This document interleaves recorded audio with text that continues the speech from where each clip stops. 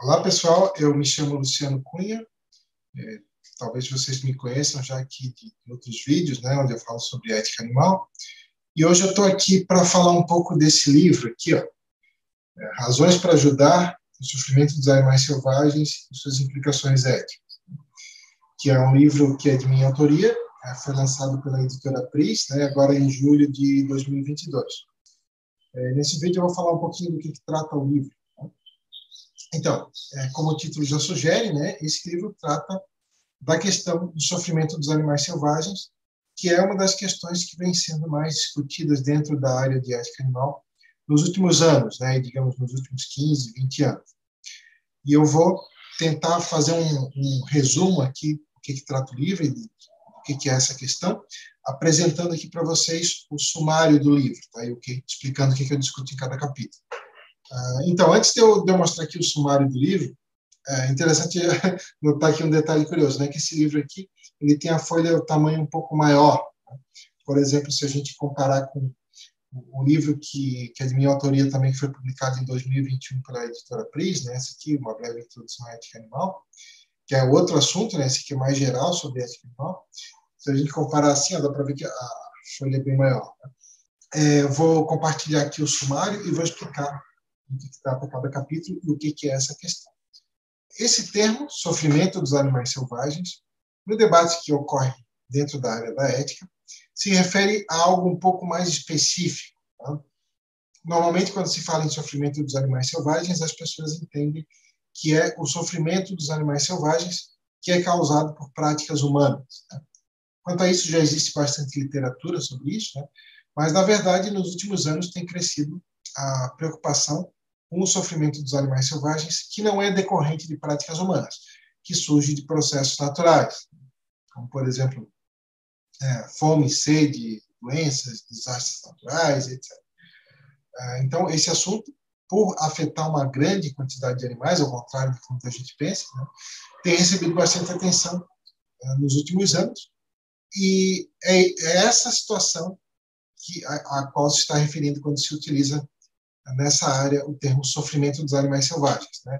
Em linhas gerais, são os danos, né, que, claro, inclui sofrimento, mas também poderíamos botar aí o dano da morte. Né? São os danos que os animais que estão fora do controle humano, né, não são os animais explorados pelos humanos, por exemplo, são os animais que estão fora do controle humano, por exemplo, em ambientes naturais, nós, por exemplo, poderíamos estar em ambientes agrícolas, semi-agrícolas ou urbanos, suburbanos, são os danos que os animais que estão fora do controle humano padecem em decorrência de processos naturais.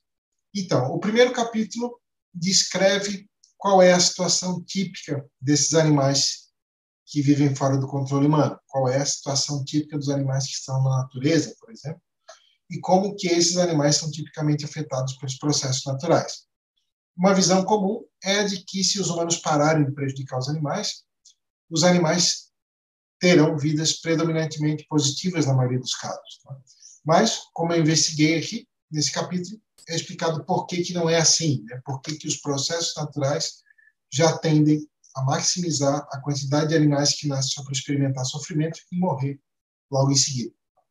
O que é maximizado a partir dos processos de seleção natural não é a quantidade de seres com vidas positivas, mas o que é maximizado é a eficiência na transmissão da informação genética. Isso nem sempre coincide com o que é melhor para os indivíduos, muitas vezes coincide com o que é pior. Então, é importante lembrar aqui que essa situação, né, acontece independentemente de ação humana. Né? Acontece em decorrência dos próprios processos naturais, não porque os humanos causaram algum desequilíbrio, alguma coisa assim. Já era assim muito antes do surgimento da espécie humana no mundo. Então, a situação típica dos animais da natureza é predominantemente negativa. A quantidade de animais que passam por esse destino é tão gigantesca, tão grande, que faz até mesmo os números da exploração animal, que já são gigantescos, quase desaparecerem em comparação. Essa é uma afirmação que pode soar estranha à primeira vista, mas nesse capítulo eu explico aqui por que é assim. Bom, então temos aí a situação típica dos animais na natureza e na sequência do livro, a gente vai tratar das razões para a gente tentar prevenir esse sofrimento. Então, Uma possível resposta a essa situação seria dizer que esse sofrimento, com essas mortes, nada disso importa, porque são padecidos por animais não humanos. Ou outra pessoa poderia dizer que importa, mas importa menos do que importaria se fossem humanos padecendo no mesmo nível de dano, né? No mesmo nível de sofrimento, etc. Bom, então no capítulo 2, eu discuto se o bem dos animais não humanos importa em si e, caso importar em si, qual é o peso que o bem deles deveria ter em comparação ao bem dos humanos. Nesse capítulo eu vou defender que não tem maneira de justificar dar um peso menor ao bem dos animais não humanos. Ou seja, eu defendo lá que o bem dos animais não humanos importa em si e que níveis de danos de magnitude similar têm que receber o mesmo peso, independentemente da espécie daquele afetado. Do contrário, estaria sendo tendencioso a favor ou contra este ou aquele indivíduo por razões injustificadas, que é a argumentação geral, né, que vocês vão encontrar em quase todo trabalho sobre ética animal.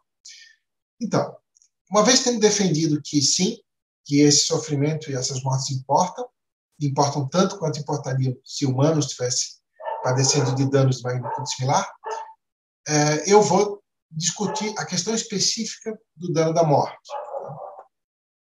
que é o capítulo 3. Porque algumas pessoas defendem que os animais não humanos seriam prejudicados com o sofrimento, mas que não seriam prejudicados com a morte. Ou, por vezes, outras defendem que, sim, eles são prejudicados com a morte, independentemente do sofrimento, mas que são prejudicados com a morte em menor grau do que seriam os humanos.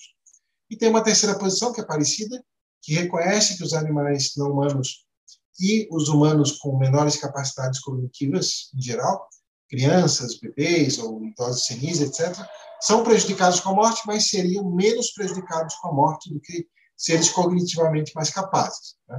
Então, essa terceira posição defende que o grau de capacidades cognitivas determinaria a magnitude do dano da morte. Bom, nesse capítulo, o que eu defendo? Que todo ser senciente que tem possibilidade de ter uma vida minimamente significativa pela frente é prejudicado com a morte, pelo simples fato de que a morte impede o desfrute de experiências positivas, e eu defendo aqui que o critério adequado para se medir a magnitude do dano da morte não depende do grau de capacidades cognitivas, não depende de conexão psicológica, depende apenas do grau de privação daquilo que seria experimentado de positivo. Ou seja, quanto mais pela frente alguém teria a experimentar, mais prejudicado com a morte, e quanto menos experimentou até agora positivo, mais seria prejudicado com a morte. Claro que isso tem que ser contrabalançado em relação ao que seria experimentado ou que foi experimentado de negativo também. Mas eu defendo esse critério que é baseado somente na magnitude das experiências positivas e negativas. E eu discuto aqui também, claro, outras visões que discordam dessa tese, né? Por exemplo, a visão defendida lá pelo Jeff McMahon, que é a abordagem dos interesses relativos ao tempo. Eu discuto isso tudo. E lá no final vou defender, então, que não é possível defender que a magnitude do dano da morte deve ser determinada com base na espécie ou no grau de capacidades cognitivas. Defendo lá que é possível que existam animais não humanos que sejam prejudicados em maior grau pela morte do que certos humanos, e que é possível que existam seres com menores capacidades cognitivas que são prejudicados em maior grau com a morte do que seres com maiores capacidades cognitivas, dependendo do caso. Mas, independentemente disso tudo, o que esse capítulo visa mostrar é que os animais não humanos, além de serem prejudicados com sofrimento, são também prejudicados com a morte. E que a prematuridade da morte agrava o dano da morte. E que, então, a situação dos animais na natureza já seria muitíssimo ruim, apenas por conta do sofrimento envolvido. Mas ela é pior ainda porque as mortes que ocorrem são extremamente prematuras. Tipicamente é assim. Então, é isso que é debatido no capítulo 3. Então, o capítulo 4 vai tratar mais especificamente das razões para se prevenir e minimizar os danos naturais que os animais padecem em decorrência dos processos naturais. Bom, então, esse capítulo 4 ele está dividido ali em 4 sessões, né? A primeira sessão, ela discute aquela ideia de que não deveríamos prevenir sofrimento porque isso seria intervir na natureza, né? No sentido de intervir em processos naturais ou intervir em ecossistemas naturais. Eu vou listar nesse capítulo ali várias outras intervenções, seja em processos naturais ou em ecossistemas naturais, que são amplamente aceitas e que parece que, se essas outras intervenções são justificadas, então isso implica também que intervir para ajudar os animais não humanos estaria justificado. E defendo lá também que é implausível a ideia de que é sempre errado intervir na natureza. Bom, na seção 4.2, eu discuto aquela ideia de que esse sofrimento e essas mortes não seriam algo que possui desvalor, algo negativo, porque tem origem em processos naturais.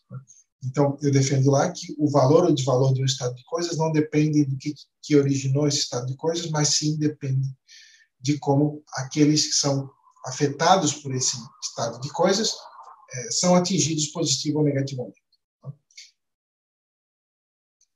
Então, basicamente, né, nessa seção 4.2, então, eu vou defender que a origem do dano, se vem de práticas humanas ou de processos naturais, não é relevante para o desvalor desse dano. O desvalor do dano deve ser medido com base em soma e múltiplo.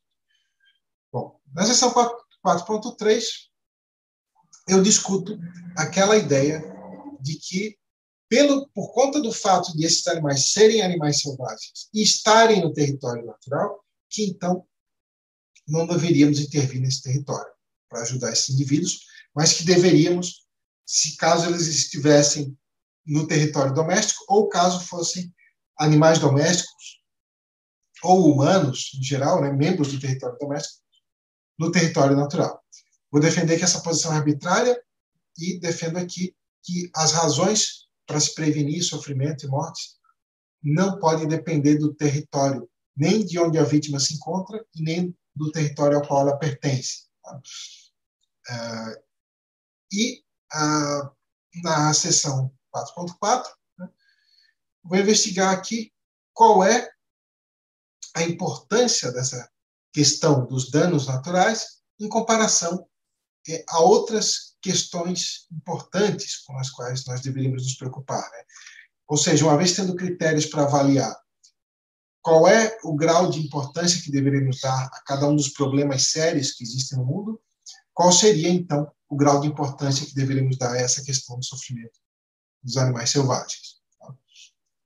E eu vou defender aqui que a escala de dano desse problema é tão gigantesca, né, a quantidade de vítimas, o nível de sofrimento por vítima, etc., é tão gigantesca que, mesmo que fosse dado um peso menor aos danos naturais, teremos que concluir por priorizar essa questão, dada a escala de dano e dada a possibilidade de prevenir esses danos de maneira muitíssimo eficiente. Então, que a tratabilidade dessa questão também pesa muito favoravelmente a priorizá-la, e também pelo fato de ela ser altamente negligenciada. Então, são 3 pontos importantes que mostram que essa questão parece que merece uma grande prioridade, né? A escala de dano, né, a quantidade de vítimas, o nível de sofrimento por vítima, etc.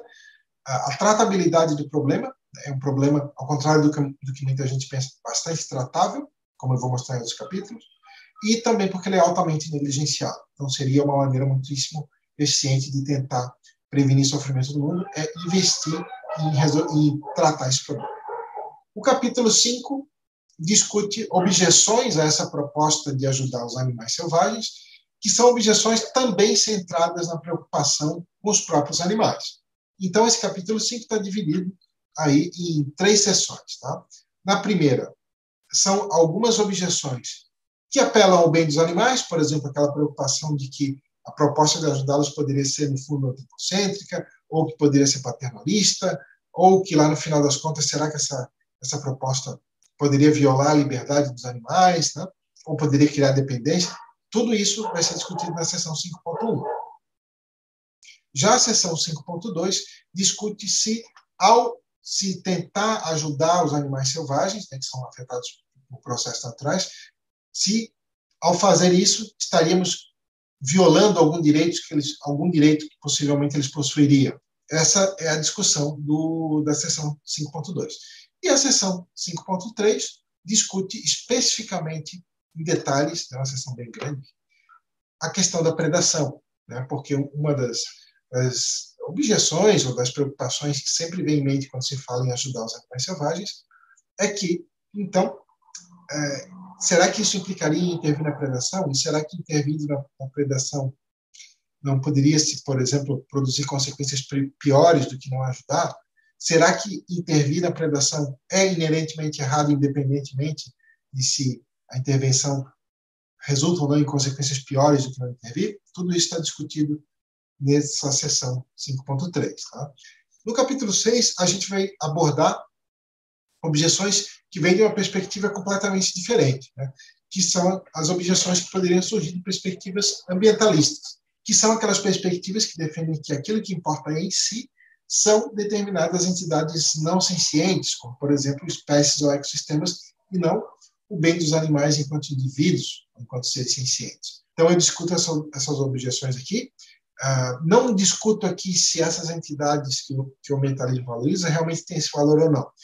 O que eu discuto é o seguinte: se fosse demonstrado que elas realmente têm esse valor, que já é uma coisa, que é uma discussão à parte, né? Mas se fosse demonstrado que elas realmente têm esse valor, será que isso seria suficiente para defender que isso é tão importante assim, que justificaria proibir, diminuir o sofrimento dos animais? Vou defender aqui que não, tá? Que isso temos razões muito fortes para rejeitar. Então, que mesmo que essas entidades que o ambientalismo valoriza tenham esse valor, se tiverem, isso não justificaria uma proibição de ajudar os animais selvagens.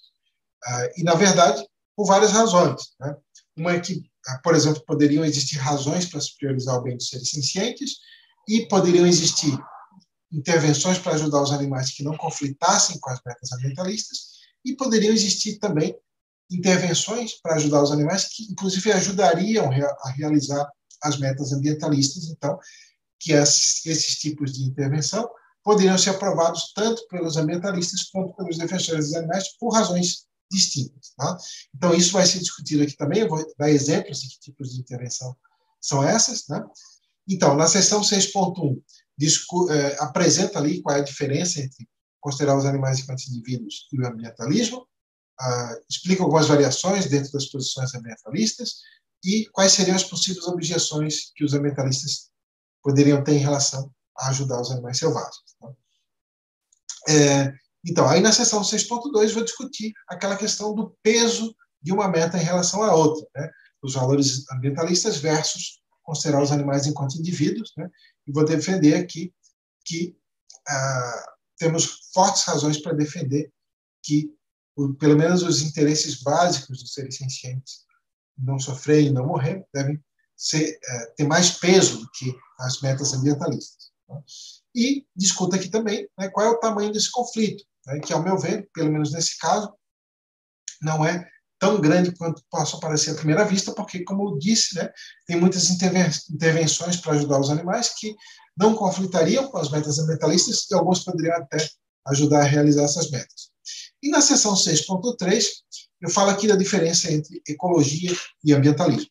Algumas pessoas acreditam que, porque a ecologia, que é uma área descritiva, né, a ciência que descreve como é que se dão as interações nos ecossistemas, que porque ela trabalha com entidades como populações, espécies, né, e ecossistemas, que então necessariamente o conhecimento descritivo dessa ciência só é possível de ser utilizado para alcançar metas ambientalistas que valorizam espécies e ecossistemas em si. Como eu vou mostrar nesse capítulo aqui, existe uma diferença entre o conhecimento científico e as metas as quais se busca alcançar utilizando esse conhecimento. Então, o conhecimento proveniente da ecologia, né, da ciência da ecologia, é predominantemente utilizado para se alcançar metas ambientalistas, mas também é muito utilizado para tentar alcançar metas antropocêntricas. E não existe razão pela qual não seria possível utilizar esse conhecimento para alcançar a meta de beneficiar os animais enquanto seres sencientes. Tá? Então, distingo aqui um pouco o conhecimento científico e o paradigma ético que vai guiar a utilização desse conhecimento.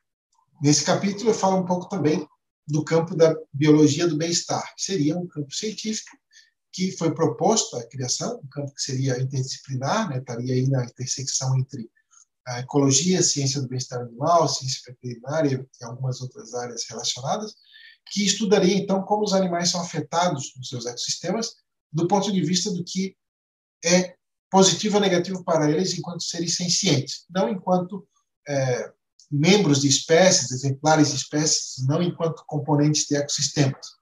O conhecimento que seria proveniente da biologia do bem-estar poderia orientar, então, os programas de ajuda aos animais selvagens, de modo que fosse previstos efeitos negativos possíveis de longo prazo, né, e o que fazer para evitar esses efeitos, e também poderia ser utilizado para se pensar em quais as maneiras mais eficientes de ajudar esses animais. Bom, no capítulo 7, a discussão já é diferente. A discussão é sobre se temos ou não responsabilidade moral em prevenir os danos naturais.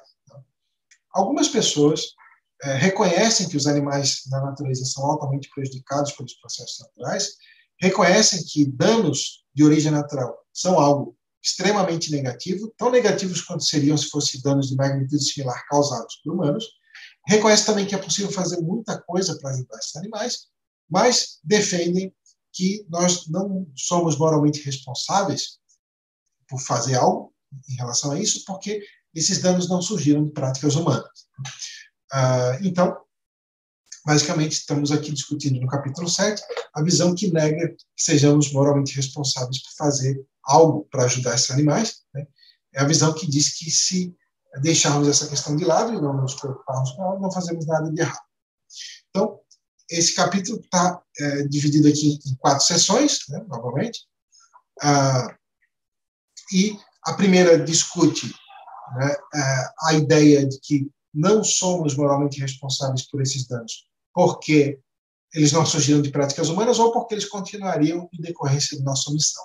Então, nessa sessão, eu dou aqui alguns argumentos para defender que as nossas responsabilidades morais não dependem de nenhum desses 2 critérios, nem da origem do dano e nem de se saber se o dano continuaria devido a uma ação ou omissão nossa. Né? Respondo aqui algumas das principais defesas desses critérios, né? E defendo ali, então, que a força das razões para a gente agir dessa ou daquela forma depende da magnitude do dano e da possibilidade de prevenir esse dano, e não de fatores referentes à origem do dano e nem de se o movimento vai ser uma ação ou uma omissão. Na seção 7.2, a gente discute aqui se existe uma relação direta entre ato e omissão e os níveis de bem-estar. Algumas pessoas acreditam que danos decorrentes de omissão são sempre menos ruins, que têm uma magnitude menor do que danos decorrentes de ação. Eu vou defender aqui que isso não é assim, né? E então vou defender que isso não mostra, então, que nós temos uma responsabilidade menor por danos decorrentes de omissão. Bom, na seção 7.3 eu discuto a visão de que nós não seríamos moralmente responsáveis por ajudar esses animais, porque nós não temos uma relação de proximidade com eles. Tá? Eu defender aqui, novamente, que a força das razões para a gente ajudar alguém, nossas responsabilidades morais, não dependem de relação de proximidade. E, por último, né, discuto o critério do nível de dificuldade. Discuto aqui, então, a visão de que nós não teríamos obrigações em relação a essa questão, porque seria uma proposta exigente demais. Segundo essa visão, essa proposta de ajudar os animais selvagens estaria muito acima do que é razoável exigir das pessoas em geral.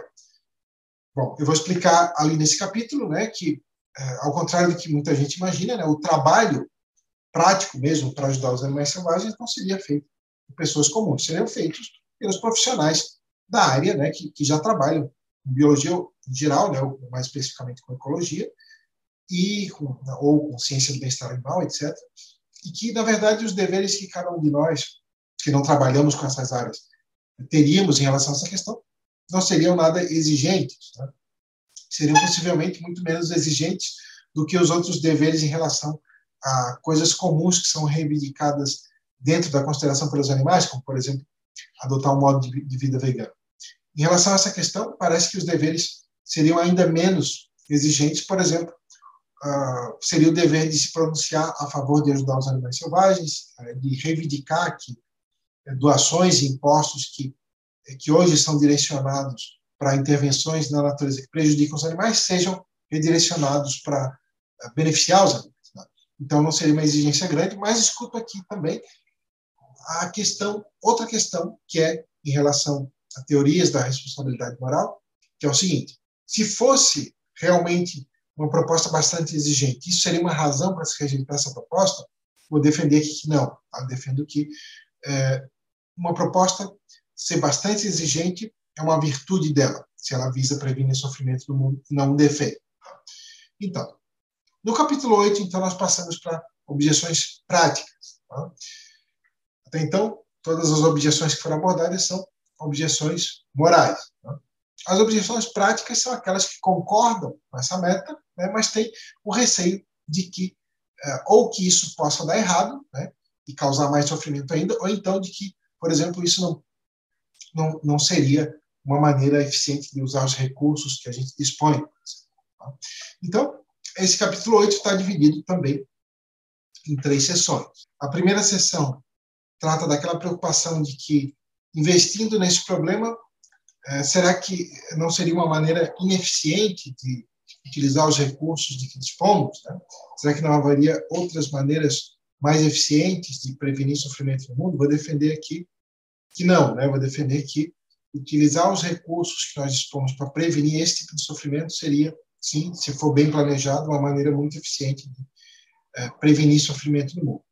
E na seção 8.2, eu mostro aqui como é possível, já na atualidade, prevenir sofrimento em larga escala, simplesmente estudando que tipos de componentes do ecossistema, do ambiente, por exemplo, o tipo de vegetação, se é esse ou se é aquele, estudando como isso afeta a dinâmica populacional, como que isso afeta a quantidade de animais que nasceriam e se nasceria mais animais naquelas espécies que têm maior probabilidade de ter vidas positivas, ou se nasceriam mais animais naquelas espécies que tendem a maximizar a quantidade de animais que nascem para sofrer.